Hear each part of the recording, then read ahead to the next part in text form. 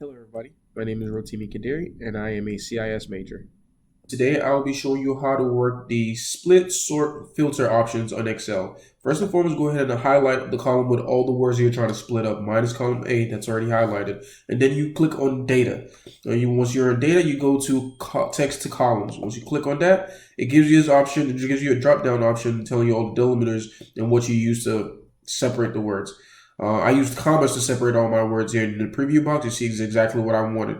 Next thing I do, I press next and finish. And then you're done.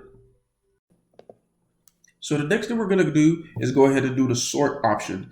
Excel gives us this beautiful program in which it can simultaneously run different sorts at the same time. So how do you do that? Click on all the things you wanted to get sorted.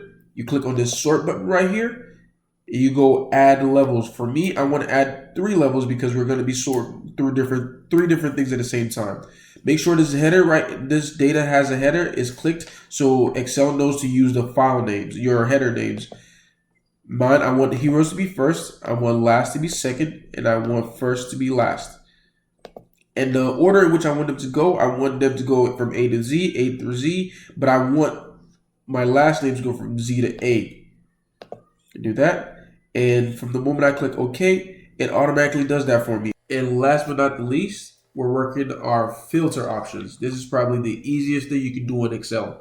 All you have to do is highlight all the everything you need a filter on, and just click on the filter button. It immediately gives you all the drop downs on the headers.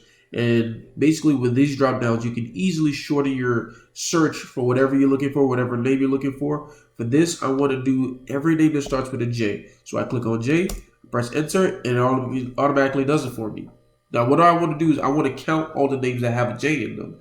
All I have to do is with every equation in Excel, you start with the equal to sign and do subtotal again because we're counting. Subtotal. And in Excel, there are 2 types of count.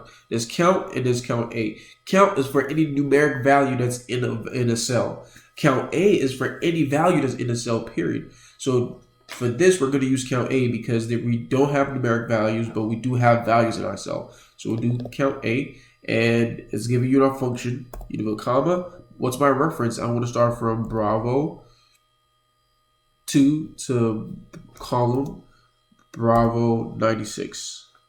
That's covering everything in our last names. That's what I'm looking for.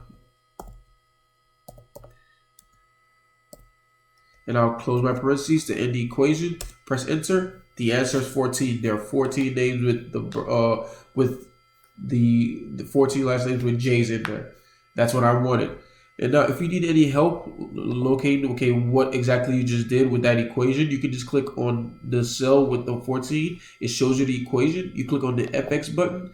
See if you need a little bit more help. This is the equation itself and what it did, and reference and everything. If you need more help, click on the help on this function. It should take you to the online portion describing everything, the syntax and everything like that. It breaks it down a little bit more so you understand what exactly you're doing. But if you need a little bit more help and you need a little bit more walking through, you can always go on YouTube and look up how to sort, filter, and split in Excel. And there are several videos that can walk you step by step through the process.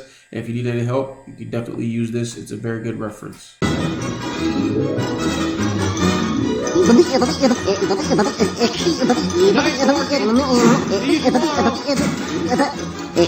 Go home, folks.